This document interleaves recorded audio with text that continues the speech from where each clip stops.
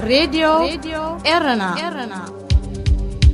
راديو إرنا كاب كتما باريس محلالف بإرتوران غازت إنياتا زدالو نتا راديو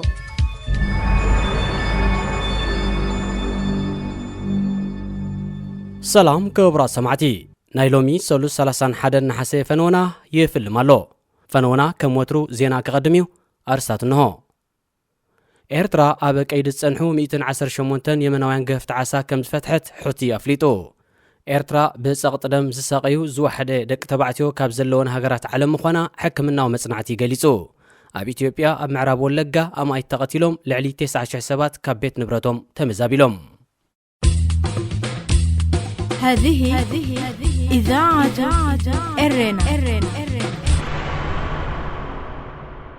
ناب زرزر زينا مسن نسجر دما أب إرترا كاب 6 كساب 9 توارح أب كيد تصنيحهم استبهلو 118 يمناوين قفت عسا ناب عدوم كم زتفانو حوتي ب29 نحسي بزرقحو مجلسي أفليتو أقل زينا سابا نبعل مزي هابت عسا يمن هاشم الدايناي بمتكاس بزرقو حبريتا مسرت اتوم 68 يمناوين ناب سنبت 29 نحسي بزوق حليتي نابتي حوتي زقطاطرو كفال ودب حريراتهم اتوم استرفوا 5 دما بجماجم ودب الكوبا بيلوم نابتا كتما كمزاتو اتي حبريتا تقيسو اتوم يمناوين اب إرترا تأثيرو مولو زنبرو كبابي بنصر ايتتقسن منقسي إرترا مستن أنصار يمن استشارق هاجرات مخان قبل علي يمناوين قفت عسا تتصابوتات يغسل كمزلو أكل حوتي زخونه بعل مزيها بتاع عسا يمن أب مجلسيو وقيسو بدرجة علم بسقط دم ساق زلو بزح حزبي أبز 3 عامتات بالعل فرقي كم زوسخه أب حدقاتات زي تلاقب تحمامات متكوار مصنعتي زكاده ما أكل قليسو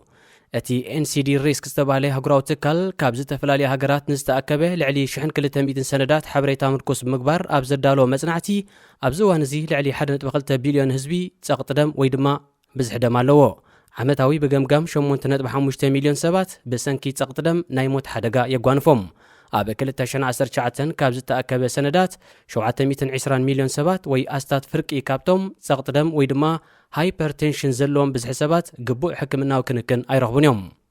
أب تمساسل عمت كابز تأكبه حبريتا مس ساقط دم كابز نبرو لعلي حدت بخلت بليون سبات أتن 626 مليون دك نستيق خونان كلوا أتوم 650 مليون دما دك تبعتهم اتمصنعتي أب 909 دك نستيو 331 مليون دك تبعتي دما 317 مليون من بارومي زملكت أبزي 3 عامتات ساقط دم بعصفي كزايدن كلو مزيت عنا وكنتها زنبرا زوحدا دك نستيو زمزقبا هاجرات تايوان دوب كوريا جابان سويسرلاند اسبانيان بريطانيان أب دك تبعتي زوحدا مزقب ترخبن هاجرات دما إرترا إثيوبيا بنغلاديشن ديسيتات سلمونن مخانن اتمصنعتي يرغاغص أبزن هاجرات تمزقب زلو بزحي أب دك نستيو 24 ميتاويت أب دك تبعتي دما 25 ميتاويت كابتن كالوت زغودليو بنصار زي مس بز حزبن بمنصصر لعلي فرقي كاب بز حزب دك نستيو باراغواين تيفالون تقدم كلون كلو أرجنتينا باراغواين تاجيكستان دما فرقي كاب بز دك تبعتيو مزيت عنا وكنتات ينبرو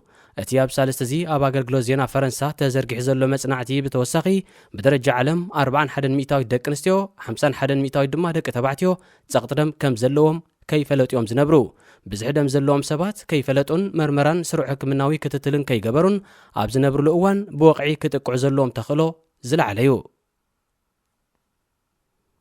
أب إثيوبيا كل الأوروميا أب معراب واللقاب زحلفة كل التغنيه أما إتسابات كم زتقتلون لعلي 9 شهسبات دما كاب بيت نبرتهم كم زتمزابلون كوميشن 7 مسألة تهاجر قليزو كترون بلك زي تقلت أسباتون كبيدن فوكيسن موقداتي وريدو مالو اتي كوميشن أب زرقو مجلسي كاب 10 شمون تنحسد حيزو أب كبابيتات جدا كرامو كيلتو أبو أغاسو أبو أشو كيسايان استفلالي متقعتات كم استخايدة يوم الكيتو بمسرة سبسابتي كوميشن أب تزوبات وافيروم زنبرو حالتات منقسي إثيوبيا سمون أب زي تقصو ناب كالبوتا دحر مسحبهم بشن يزفلت جنبار حرنة أورومو بزكايدو متقعتاتي وتقتلتن مفنقالن سعيبو أبتي كبابي حيالو أبايتي كونة تباهيلو بحوي كمز تقاتلون أب تسبساب تتقيسلو ቀንዲ ግዳያት ናይቲ መጥቃዕቲ ተወላዶም ሓራዮም ክብልውን ኮሚሽን ሰብኣዊ መሰላት ኢትዮጵያ ወቂሱ ንናጽነት ኦሮሞ ከም ዝቃለስ ዝገልጽ ኦነግ ሸኔ ኣብ ልዕሊ ሰላማውያን ሰባት መጥቃዕታት ከም ዘካየደን ኣብ ልዕሊ ሓይልታቱ ስዕረ ዝወረዶ መንግስቲ ኢትዮጵያ ግና ንጸለመ ዝፍንዎ ፕሮፓጋንዳታት ምዃኑን ብተደጋጋሚ ምላሽ ክህብ ይስማዕ እዩ። መንግስቲ ኢትዮጵያ ንምልሻታትን ፍሉያት ሓይልታት ዝተፈላለያ ክልላትን ናብ ኩናት ትግራይ የዋፍሮም በምህላው ኣብ ሓያሎ ክልላት ተደጋጋሚ እዋን ጸጥታ ናይ ምፍራስ ኩነታት ይረአ ከም ዘሎ ክጥቀስ ጸኒሑ። ኮሚሽን ሰብኣዊ መሰላት ኢትዮጵያ ነቲ ኩነታት የጻርዮን ሓይልታት ጸጥታ መንግስቲ ኢትዮጵያ ድማ ካብቲ ግጭት ዝተኻየደሉ ከባቢታት ናብ ካልእ ዝጋዓዝሉ ኩነታትን ይምርምር ከም ዘሎን ኣፍሊጡ። ክቡራት ሰማዕትና ዜና ተዛዚሙሎ ቀጺሉ ወትሩ ሰሉስ ዝቕርብ መደብ ስፖርት ክልወና እዩ።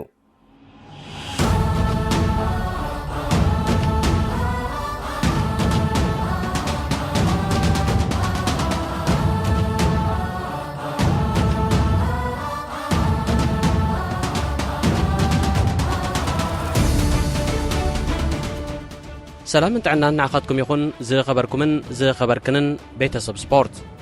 ኣብ ናይ ሎሚ ሰሉስ 31 ሓሴ 2021 ሰሙናዊ ናይ ስፖርት ፈንወና ንምልሶት ፖርቱጋላዊ ኮኸብ ተጻዋታይ ኩዕሶ እግሪ ክርስቲያኖ ሮናልዶ ናብ ክለብ ማንቸስተር ዩናይትድ ኣመልኪቱ ዝተዳለወ መደብ ሒዝናልኩም ቀሪብና ኣለና። እከታልኩም ከም ኩሉ እዋን ብኽብሪ ንዕድም።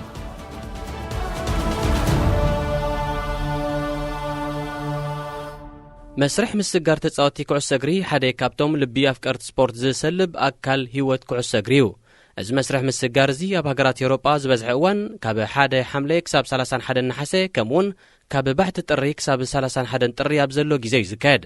ኣብዚ ዝተጠቕሰ እዋንካ ኩለን መራኸቢ ብዙሓን ስፖርት ኣብ ጭብጥታትን ጽንጽንታታትን ተመርኪሰን ነዚ መስርሕ ምስጋር ዝምልከት ሓበሬታታት ነተኸታተልተን ይዝርግሓ። ንዕዳጋ ኢለን ዘይተጨበጠን ኣብ ግምት ዝተመርኮሰን ሓበሬታታት ዝህባ ማዕከናት ዜና ስፖርት እውን ኣድየን ትቑፀረን። ኣብዚ ዓውዲ እዚ ብዝያዳ ተኣማንነት ዘለዎ ሓበሬታ ንሰዓብቱ ዝቕልብ ወዲ 28 ዓመት ኢጣልያዊ ጋዜጠኛ ፋብሪዚዮ ሮማኖ እዩ። እዚ እሙን ምንጪ ሓበሬታ ዝኾነ ጋዜጠኛ ዘቕርቦም ሓበሬታታት 100% ቁንዓትን ተኣመንትን ብምዃኖም ገለ ተዋዘይቲ ንድቂ ወይ ጥንሲ በዓልቲ ቤተይ ዝምልከት ሓበሬታ ካብቲ ንሳ እትህበኒ ንላዕሊ ሮማኖ ንዝህበና ሓበሬታ ብዝበለጸ መኣመንክዎ ብምባል ንርጉጽነት ዜናታቱ የድንቑ። ከም መርኣያ ናይ ዝሓቅነት ዘማእከለ ሓበሬታኻ ሮማኖ ኣብ ፌስቡክ 2.7 ሚልዮን፣ ኣብ ትዊተር 4.8 ሚልዮን፣ ኣብ ኢንስታግራም 4.6 ሚልዮን፣ ኣብ ዩቲዩብ ከባቢ 540,000 ሰዓብቲ ኣለዎ። ወዲ 19 ዓመት እንከሎ ምስ መደበር ቴሌቪዥን ስካይ ስፖርት ኢጣልያ ስራሕ ጀመረ ሮማኖ ምስ ጋዜጣ ዘጋርዲያን እውን ይዓይዩ። ኣብዚ ሒዝናዮ ዝወራሕና ሎሚ ምሸት ዝዕጾ መስኮት ምስጋር ተጻወቲ ዝተኻየዱ ኩሎም ዓበይቲ መስርሕ ምስጋር ተጻወቲ ቀድሚ ምፍጻሞም ኣቐዲሙ ንደገፍቲ ኩዕሶ እግሪ ዘፍለጠ ኣብ መላእ ኤውሮጳ ምዝነጥፉ ብርክት ዝበሉ ወከልቲ ተጻወቲ ክለባትን ደለልትን ንኡድ ርክብ ዘለዎ ሮማኖ እዩ። ሓደ ካብዞም ዓበይቲ ምስጋራትን ኣብ ዝሓለፈ መዓልታት መዛረቢ ኣፍቀርቲ ኩዕሶ እግሪ ኮይኑ ዘቐነየን ዛዕባ ድራማቲካዊ ምግዓዝ ክርስቲያኖ ሮናልዶ ካብ ኢጣልያዊት ክለብ ጁቬንቱስ ናብ እንግሊዛዊት ክለብ ማንቸስተር ዩናይትድ እዩ። ክርስቲያኖ ሮናልዶ ብ5 ለካቲት 1985 እዩ ኣብ ፖርቱጋላዊት ከተማ ፋንቻል ዞባ ሜዴራ ተወሊዱ። 1.87 ሴንቲሜትሮን ቁመት ዘለዎ ሮናልዶ ሕሳስ ልደናይታ 4 ቆልዑ ዘፍሬት ከም ኣታኽልተኛን ኣብ ትርፊ ጊዜኡ ኸ ተሓዚ ማልያ ክለብ ኣንዶሪና ኮይኑ ዝዓይ ዝነበረ ስድራ ጆሴ ዳኒስ ኤቨሮን ከም ከሻኒት ኮይና ትነጥፍ ዝነበረት ማርያ ዶሎረስን እዩ።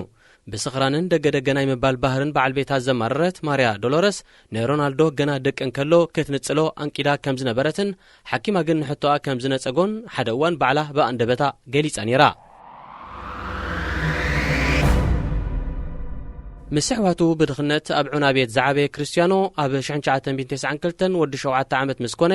ፀወታ ኩዕሶ እግሪ ብደረጃ ክለብ ሄይሉ ዝጀመረ ምስታ ኣቦኡ ሰርሓላ ዝነበረ ክለብ አንዶሪና እዩ። ኣብታ ጋንታን 3 ዓመታት ድሕሪ ምጽንሑኻ ን2 ዓመታት ምስ ክለብ ሳንቶ አንቶኒዮ ተጻዊቱ። ንሱ ኣብ 1997 ወዲ 12 ዓመት ምስ ኣኸለ ናይ 3 መዓልታት ፈተነ ንኽካይድ ናብ ክለብ ስፖርቲንግ ሊዝበን ተላይኹ። እታ ጋንታ ድማ ስለ ዘዕገባ ብ$500 ፓውንድ ዓዲጋ ኣብቲ ንሳት ትውንኖ መሰልጠኒ ማእከል ኩዕሶ እግሪ ንኽዕለም ናብ ከተማ ኣልኮቼቴ ሊኻቶ። ኣብ መበል 14 ዓመቱ ሮናልዶ ሓውሲ ፕሮፌሽናል ተጻዋታይ ንምዃን ይበቂዑ ኢሉ ስለ ዝኣመነ ምስ ኣዲኡ ተራዳዲኡ ትምህርቲ ብምሕዳግ ኣብ ኩዕሶ እግሪ ከተኩር ወሲኑ። ክርስቲያኖ ወዲ 15 ዓመት እንከሎ ተጻዋታይ ኩዕሶ እግሪ ንምዃን ክዕንቅፎ ካብ ዝኽእል ዝነበረ ናይ ልቢ ጸገም ንምንጋፍ ዕውት መጥባሕቲ ልቢ ተኻይድሉ። ኣብ ውሽጢ 1 ዓመት ውድድር ኣብ ናይ ትሕቲ 16 17 18 ዓመታት ጋንታ ከምኡውን ተካይት ጋንታ ለስፖርቲንግ ሊዝበን ተጻወተ ሮናልዶ ኣብ 2002 ናብታ ኣብ ፕሪሜራ ሊጋ ፖርቹጋል እትወዳደር ዓባይ ጋንታ ተሓዊሱ ድሕሪ 1 ዓመት ማለት ኣብ 2003 ክለብ ማንቸስተር ዩናይትድ 12.24 ሚልዮን ፓውንድ ብምውፃእ ዋኒና ጌራቶ ኣብ ክራማት 2009 ክለብ ሪያል ማድሪድ ክብረ ወሰን ዕድጊ ተጻወቲ ኩዕሶ እግሪ ዓለም ብሰበረ ዋጋ ማለት ብ80 ሚልዮን ፓውንድ ነዚ ማልያ ዩናይትድ ለቢሱ ን6 ዓመታት ዝተጻወተ ስፖርታዊ ኣብ ኢዳ ኣትያቶ ምስ ማድሪድ ን9 ዓመታት ጸንሐ ሮናልዶ ኣብ ወር ሐምሌ 2018 ብ100 ሚልዮን ፓውንድ ዩሮ ናብ ክለብ ጁቬንቱስ ግዒዙ ሮናልዶ ኣብ ናይ ጾታ ዘመኑ ምስ ዝተፈላለያ ክለባት 30 ዓበይቲ ዋናጩ ምስ ሃገራዊት ጋንቱ 2 ዋናጩ ብውልቁኻ 5 ጽዋት ባሎን ዶር ዝረኸበ ብርክት ዝበለ ሽልማታት ኣልዒልዩ እዚ ብክለብ ደረጃ ኣብ 897 ግጥማት 674 ጎላት ብደረጃ ሃገራዊት ጋንታ ኸኣ ኣብ 179 ጸወታታት 109 ሸቶታት ብስሙ ዘጽሓፈ ብሉጽ ተጻዋታይ ኣብዚ እዋን ናይ ኢጣልያ ጻንሖቱ ዛዚሙ ናብ እንግሊዝ ዳግማይ ተመሊሱ ይርከብ ኣብ ፈለማ ናብ ማንቸስተር ሲቲ ከቕንዒ ተባሂሉ ዝነበረ ሮናልዶ ብኸመይ ኣገባቢው ኣብ ውድኡ ሰዓታት ናብታ ዘዕቤቶ ክለብ ማንቸስተር ዩናይትድ ኣምሪሑ ንምዕባለ ናይቲ መስርሕ እናተኸታተለ ንሰዓብቲ ኩዕሶ እግሪ እዋናዊ ሓበሬታ ዝስንቕ ዝነበረ ፋብሪዚዮ ሮማኖ ድሕሪ መጋረጃ ናይቲ ኣብ መንጎ ወኪል ክርስቲያኖ ሮናልዶ ዝኾነ ጆርጅ መንደዝን ክልቲአን ማንቸስተራውያን ክለባት ዝሰላሰል ዝነበረ ንጥፈታት እንታይ ይመስል ከም ዝነበረ እቲ ስምዕ ምስ ተፈጸመ ብመንገዲ ማሕበራዊ ሚድያ ንሰዓብቱ ኣካፊሉ ነይሩ ኣስዒብና ድማ ነቲ ንሱ ዝሃቦ ዝርዝር ሓበሬታ ነቕርበልኩም እዚ ቀንያት ናይ ብሓቂ ዕቡድ ቅነ መዓልትን ጉዕዞን እዩ ነይሩ ቅድሚ 1 ሰዓታት ከም ዘፍለጥክኹም ብማንቸስተር ዩናይትድ እውን ብዕሊ ከም እተገልጸ ሮናልዶ ዳግማይ ምስ ዩናይትድ ተጸንቢሩሎ ብድሕሪ መጋረጃ ታሪኽ ናይ ዝስምዕ እንታይ ክካየድ ጸኒሑ ክነግረኩም ሕጂ ግዜኡ ዝኣኸለ መስለኒ እስከ እንታይ ይጋጢሙ ሮናልዶ ምስ ሲቲ እናዘተየን ከሎ ብኸመዩ ናብ ዩናይትድ ምጽምባሩ ክውን ኮይኑ ከመይ ኢሉኸ ኣብ መንጎ ክርስቲያኖን ሲቲን ኣብ መንጎ ክርስቲያኖን ዩናይትድን ዝነበረ ኩሉ ነገራት ኣብ ውሽጢ 1 ሰዓታት ክለዋወጥ ክኢሉ ነቲ ዛንታ ካብ ፈለማስከ ንጀምሮ ኣብ ምጅማር ዝክራማት ዋላ እውን ኣብ እዋን ውድድር ዩሮ 2020 ሓሳባት ናይ ክርስቲያኖ ለውጢ ጥራዩ ነይሩ ለውጢ ናብ ሓንቲ በዳሂትን ተወዳዳሪትን ንምዃን እትጽዕር ጋንቱ ጁቬንቱስ ካ ንሻምፒዮንስ ሊግ ኤውሮጳ ክትዕወተሉ ከም ዘይትኽእልን ክሳብ መወዳእታኻ ተወዳዳሪት ንኽትከውን ብቕዓት ከም ዝሓፅራን ርግጸኛ ኮይኑ ነይሩ ንሱ ቅድሚ 3 ዓመታት ካብ ሪያል ማድሪድ ናብ ጁቬንቱስ ክሰጋገር እንከሎ ዕላሙ ንዋንጫ ሻምፒዮንስ ሊግ ምስ ጁቬንቱስ ንምልዓልዩ ዝነበረ እዚ ናቱ ቀዳምነትን ሕልምን ነይሩ ሕልሚ ጁቬንቱስን ከም ናይ ክርስቲያኖ ተመሳሳሊ ኮይኑ ሻምፒዮን ኤውሮጳ ንምዃን ነይሩ ክልቲኦም ዝተሳነየ ባህጊ ነይርዎም እታ ጋንታኻ ኣብ ነፍሲ ወከፍ ዓመት ብዝግባእ ክሕይላ ዝኽእል ኣዝዩ ብሉጽ ተጻዋታይ ከተምጽእ ከም ዘለዋ ተሰማሚዖም ጁቬንቱስ ብዙሓት ንፉዓት ተጻወቲ ዝነበርዋ እኳ እንተኾኑ ኣብ 2018 ንሮናልዶ ምስ ምጽአት ቀጺላ ኣብ 2019 ንማቲያስ ደሊክት ዓዲጋቶ ስዒቡ ኣብ ክራማት 2020 ኣብ ራዳር ታ ክለብ ኣትዩ ዝነበረ ተጻዋታይ ፖል ፖግባ ኮይኑ ንምሽማት እውን ምቅራባት ተገይሩ ነይሩ ይኹን እምበር እታ ጋንታ ከም ኩለን ካልኦት ክለባት ኤውሮጳ ብሰንኪ ቅልውላው ኮቪድ-19 ፋይናንሳዊ ጸገማትን ኣብ ዕዳጋ ምስጋር ተጻወቲ ጸገም ኣጓኒፍዋ ከም ውጽኢቱ ድማ ንፖግባ ወይ ከዓ ከምኡ ዝኣመሰለ ብሉጽ ተጻዋታይ ክትሽምት ኣይከኣለትን ጁቬንቱሳውያን ኣብዚ ክረምቲ እዚ ንማኑኤል ሉካቶሊ ጥራዮም ካብ ክለብ ሳሶሎ ዓዲጎሞ ሉካቶሊ ንፉዕ ተጻዋታይ እኳ እንተኾነ ሓደ ካብ ከዋኸብቲ ዓለም ተባሂሉ ዝግለጽ ተጻዋታይ ግን ኣይኮነን ድሓን ዝኾነ ዓቕሚ እውን ኣለዎ ይኹን እምበር ከም ፖግባ ጌርካ ዝርአ ተጻዋታይ ኣይኮነን እታ ጋንታ ካልእ ንኡስ ተጻዋታይ እውን ኣምፂኣላ እዚ ንመጻኢ ተስፋ ዘለዎ ተጻዋታይ ንግዚኡ እንተረሳዕናዮ ጸገም የብሉን ምክንያቱ ኣብታ ጋንታ ጽልዋ ክፈጠር ዝኽእል ሓድሽ ተጻዋታይ ክጥቀስ እንተደኣ ኮይኑ ሉካቶሊ ጥራዩ እዚ ጁቬንቱስ ኣብ ዕዳጋታት መሸጣ ተጻወቲ ዘርኣየቶ ድኹም ምንቅስቓስ ንክርስቲያኖ ንመጻእታ ክለብ ኣመልኪቱ ዘሕለፈሉ መልእኽቲ ተስፋ ዘቑርጽ ነይሩ ምክንያቱ ምስ ከም በዓል ፓሪስ ሳን ዠርማን ማንቸስተር ሲቲን ዝኣመሰላ ሓያላት ክለባት ተወዳዲርካ ዋንጫ ሻምፒዮንስ ሊግ ኤውሮጳ ንኽትዕወት ዘሎ ባህጊ ንኽሰምር ሙሉእ ብሙሉእ ኣይከኣልን እዩ እኳ እንተዘይተባህለ ግን ብሓቂ ኣመና ከቢድ እዩ ስለ ዝኾነ ድማ ሮናልዶ ንወኪሉ ጆርጅ መንደዝ ዝሓሸ ዕድላትን ኣማራጺታትን ንኽናዲ ትእዛዝ ሂብዎ ንሱ ብተወሳኺ ዝሓለፈ ሰሙን ምስቲ ቅድሚ ወርሒ መዝነት ምዕላም ክለብ ጁቬንቱስ ተረከበ ኣሰልጣኒዩ ማስሚላኖ ኣሌግሪ ኣብ ዝገበሮ ርክብ እቲ ዓላሚ ምስ ኡዲኔዚ ኣብ ዝነበረ መኽፈቲ ግጥም ሴራኤ ካብ መጀመርያ ኣብ ሜዳ ንኸሰልፎ ድሌት ከም ዘይብሉ ብምግላጽ ኣብ መንበሪ ተቐየር ተጻወቲ ኮፍ ንኸብሎ ተላቢዎ እቲ ምኽንያትካ ሮናልዶ ኣብ ሰዓበ ሰሙን ኣማራጺታት ዕዳጋ ክድህስስ ስለ ዝደለየዩ ልክዕ ሮናልዶ ኣብ ካልኣይ እብረ ተቐይሩ ብምእታው ድሒራ ዝተሰረዘት ጎል ኣቕፂሩ እዩ። ይኹን እምበር ኣካላቱ ዋላ እኳ ኣብ ሜዳ ይንበር እምበር ኣቓልቡ ንጁቬንቱስ ሓዲካ መኻዲ እዩ ዝነበረ ብምዕዳው ናብ ማንቸስተር ማለት ናብ ሲቲ ወይ ከዓ ዩናይትድ። ሮናልዶ ንኽጽምበራ ብዝያዳ ብቐዳምነት ሰሪዕዋ ዝነበረ ጋንታ ማንቸስተር ሲቲ እያ። ምኽንያቱ ኣብ ቀዳመ ሰንበት ጆርጅ መንደዝ ምስ ሓለፍቲ ሲቲ ብምርኻብ ኣፋዊ ዘተ ኣካይዱ ስለ ዝነበረ እዚ ዘተ እዚ ከምዚ ክታም ዝተነብረሉ ወይ ከዓ ዝተወደእ ስምዕ ኣይኮነን ጥራይ ዘይኮነስ ማዕልቦ ዘይተገብረሉ ዕላል ጥራይ እዩ ነይሩ። ብድሕሪ ትግጠም ኣብ ዝነበረ መዓልታት ብሶኒ ማለት እዩ ክልቲኦም ወገናት ብግቡእ ክመያየጡ ጀሚሮም። ማንቸስተር ሲቲ ኣብ ስምዕ ንምብጻሕ ድልውቲ እኳ እንተነበረት ምስ ወኪሉ ግን ኣብ ምሉእ ምርዳእ ክትበጽሕ ኣይከኣለትን። በዚ ምኽንያት እዩ ድማ ኣሰልጣኒ ሲቲ ፔፔ ጓርዲዮላ ኣብ መወዳእታ ሰዓታት ኣብ ስምዕ ካብ ምብጻሕ ኣዚና ርሒቕና ኢና ዘለና ዝበለ ሓደ ካብቲ ንሶም ዘይተረዳድእሉ ግንካ ዝዝትሉ ዝነበሩ ነጥብታት ጉዳይ ደሞዝ ክኸውን ከሎ እዚ ግን ከም ኣዝዩ ዓብ ጉዳይ ዝረአ ነገር ኣይነበረን። እቲ ዝዓበየ ጉዳይ መሸጣ ወጋናይ ተጻወታ እዩ ነይሩ። ጁቬንቱስ ንሮናልዶ ብመሰረት ሕቱኡ ንኽኸይድ ቀጠልያ መብራህቲ እኳ እንተወላዓትሉ ብዘይ ክፍሊት መሸጣ ክሰዶ ግን ካብ መጀመርያ ትሒዛ ፈቓደኛ ኣይነበረትን። ንሚዛን ናይቲ ብፋይናንሳዊ ርትዕ ዝፍለጥ ሕጊ ማሕበር ኩዕሶ እግሪ ኤውሮጳ ንምሕላው ጥንቃቐታት ክትገብር ዝነበራ ጁቬንቱስ ንክርስቲያኖ ካብ 28 ክሳብ 30 ሚልዮን ዩሮ ተሚናቶ። ንጆርጅ መንደዝ ድማ ንሮናልዶ ካብ ሕቑፋ ንኸውፅኦ ድሌት ኣለዎ እንተ ደኣ ኮይኑ ነዚ ተጠቕሰ መጠን ገንዘብ ንኽቕርብ ኣፍሊጣቶ። ሲቲ ቦገና ንሮናልዶ ስለ ንደልዮ ብክልተ ኢድና ሓንጎፋ ኢልና ክንቅበሎ ድልዋት ኣለና፣ ይኹን እምበር ንመዕደጊ ኢልና ሳንቲም ቀያሕ ኣይንኸፍልን ኢና ዝብል መርገፂ ሒዛ ቀረበት። መንደዝ ሲቲ ዝሓዘቶ መርገፂ ክትቅይር ብዙሕ ፈተነታት ኣካይድ እዩ። እታ ጋንታ ግን ወግዓዊ ንድፊ መዕደጊ ዋጋ ንኽትልእኽ ዝኾነ ይኹን ሃቐነ ኣይነበራን። ልክዕዩ ማንቸስተር ሲቲ ንራሒም ስተርሊንግ ወይ ከዓ ንበርናርዶ ሲልቫ ንምሻጥን ካልኦት ከምኡ ዝኣመሰሉ ዕድላትን ንምርካብን ኣማራጺታት ዕዳጋ ትፍትሽ ነይራ። ግን ኣብ ምውት ሰዓታት ዝከኣል ኣይነበረን። ጁቬንቱስ ብሸነኽ ንገብርኤል የሱስ ኣካል ናይቲ ውዕል ክትገብሮ ተበግሶ ወሲዳ ነይራ። ንሲቲኻ ንገብርኤል የሱስ ሃብኒ ኣነ ድማ ንሮናልዶ ከበኪ ዝብል ካልእ ኣማራጺ ኣቕሪባ። ሲቲ ነዚ ኣማራጺ እዚ ብፍጹም ዘይከውንን ዘይሕሰብን እዩ ብምባልያ ነጺጋቶ። ብፍላይ ዓላሚያ ፔፔ ጓርዲዮላ ድሕርቲ ገብርኤል የሱስ ኣብ ዝሓለፈ ክልተ ግጥማት ፕሪምየር ሊግ ዘንጸባርቆ ኣዝዩ ብሉጽ ብቕዓት ነቲ ተጻዋታይ ኣብ ሕቑፉ ክሽጉጦ ይመሪጹ። ክልቲአን ጋንታታት በዚ መንገዲ እዚ ክሰማማዓ ስለ ዘይከኣላን ሲቲኻ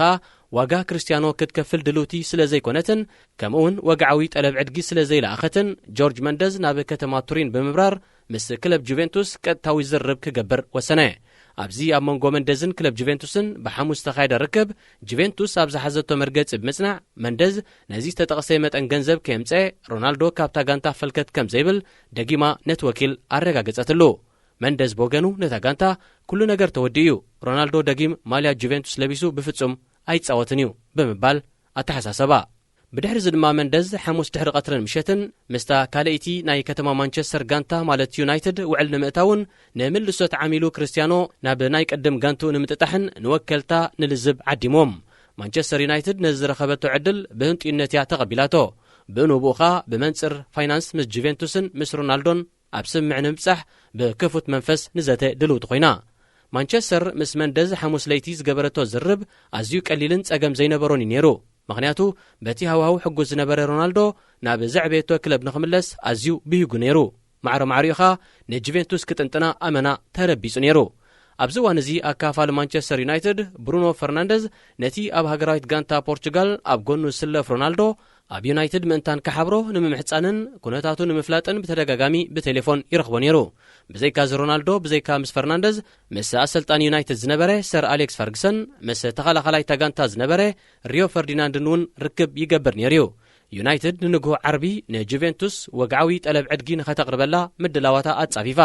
ብቐጥታ 15 ሚልዮን ዩሮ ድሒሩ ስዕብካ ተወሳኺ 8 ሚልዮን ዩሮ ንኽትከፍል ድልውቲ ከም ዘላ ኣፍሊጣታ። እታ ኢጣልያዊት ክለብ ወገና ነዚ በዛ እንግሊዛዊት ክለብ ዝቐረበላ ወግዓዊ ጠለብ ከም እትቕበሎ ዓርቢ ድሕሪ ቀትሪ ንዝምልከቶም ተዛተይቲ ኣረጋጊጻትሎም። بدرو ليتي مس يونايتد زترادة رونالدو كلتين كلبات اب سمع كبصح مخانن سلستأمامنه عرب نغو اب ملمامد ميدا كلب جوفنتوس ترخبه لممد كغبر زيكونه انتايدا ندق غانتون ستاف كلب جوفنتوسن كسنابتن كم مساغننيو نابت ميدا خيدو دحريده ساعتاتكا مانشستر سيتي ካብ ዕድግ ሮናልዶ ከም ዘንሰሓበት ክትገልጽ እንከላ ጁቬንቱስን ዩናይትድን ድማ ኣብ መሸጣን ዕድግን ሮናልዶ ተሰማሚዕን እቲ ዩናይትድ ዝቐረበቶ ወግዓዊ ውዕል ንሮናልዶ ኣብ ታጋንታ ንኽልተ ዓመታት ዘጽንሖ ኮይኑ ዓርቢ ድሕሪ ቀትሪኡ እቲ ወግዓዊ ሰነድ ንመንደዝን ንጠበቓታትን ክርስቲያኖ ተላይኹሎም ሮናልዶ ነቲ ወግዓዊ ውዕል ኣብ ኢዱ ምስእተዎ ናብ ዩናይትድ ተመሊሱ ክጻወት ምዃኑ ንቤተሰቡን ከም ፓትሪስ ኤቭራ ንዝኣመሰሉ ኣብ ማንቸስተር ዩናይትድ ዝነበሩ ደቂ ጋንቱን ኣካፊልዎም بدحرزي زودي 36 عام تጻታይ ምስ መንደዝ በሓባር ኣብ ውልቃዊት ነፋሪቱ ተሳፊሩ ሕክምናው ምርመራን ምክያድ ካብ ከተማ ቱሪን ናብ ከተማ ሊዝበን በሪሩ بدحر ሕክምናው ምርመራኻ ንቀዳማይ ክፋል ናይ ተውዕል ክታሙ ከምብረልዩ ደጊም ክርስቲያኖ ሮናልዶ ተመሊሱ ሓድሽ ኣባል ክለብ ማንቸስተር ዩናይትድ ኮይኑሎ ዘይእመን ግን ካ ሓቂ ንሮናልዶ ንምምጻእ ኣብ መንጎ ማንቸስተር ዩናይትድን ጁቬንቱስን ዝተገብረ ልዝብ ኣብ ውሽጢ 24 ሰዓታት እዩ ኣፍረ በፂሑ ሃንደበታዊ ለውጢ ኣንፈት መስርሕ ምስጋር ሮናልዶ ናብ ዩናይትድ ምስ ኩነታት ምስጋር ናይቲ ቅድሚ 3 ቀነ ናብ ክለብ ፓሪስ ሳን ዠርማ ዝጋዓዘ ሊዮነል ሜሲ ዝተመሳሰለ እዩ ኣብዚ መደቡን ሓቢርናኩም ከም ዝነበርና ሜሲ ሓድሽ ውዕል ምፍራም ናብ ከተማ ባርሰሎና ኣብ ዝኣተወሉ ብሰንኪ ፋይናንሳዊ ቅልውላው ክለብ ባርሳ ካብ ትጽቢት ብዙሓት ወጻኢ ኣንፈቱ ለዊጡ ናብ ክለብ ፓሪስ ሳን ዠርማ እዩ ኣምሪሑ ሮናልዶ ድማ ምስ ጁቬንቱስ ክቐጽል ሓሲቡ ነይሩ ድሓር ምስ ክለብ ማንቸስተር ሲቲ ክጽምበር ኣብ ዱርክኺት በፂሑ ተሰማሚዑና ተባለ ኩሉ ነገራት ኣብ ውሽጢ 24 ሰዓታት ብሃንደበት ተለዋዊጡ ምስ ዩናይትድ ተጸምቢሩሎ ናብታ መቐናቕንቶም ዝኾነ ሲቲ ክኸይድ ብምውጣኑ ኣብ ልዕሊኡ ቂምታ ኣሕዲሮም ዝነበሩን ገለውን ማልያታቱ ከንድዱን ሰራዩ ደገፍቲ ዩናይትድ ብምልሶት ሮናልዶ ናብ ጋንቶም ዝተሰምዖም ሓጎስን ባህታን ደረት ኣይነበሮን ሮናልዶ ከም ትጽቢቶምን ከምቲ ዘልመዶምን ናብ ናይ ቅድም ክብሮም ክመልሶም ድዩ ወይስ ኣይፋልን ግን ግዜ ዝምልስ ሕቶ እዩ كبرات تختاتلتنا نلومي أدالينالكم زنبرنا سومناوي مدب سبورت تفتسيمولو زمت سمون أبي تمساسال مدب بخالق استفلالية تحستوتات كساب نرغب نقول لنا أبزز لنا سلامن تعنان نمني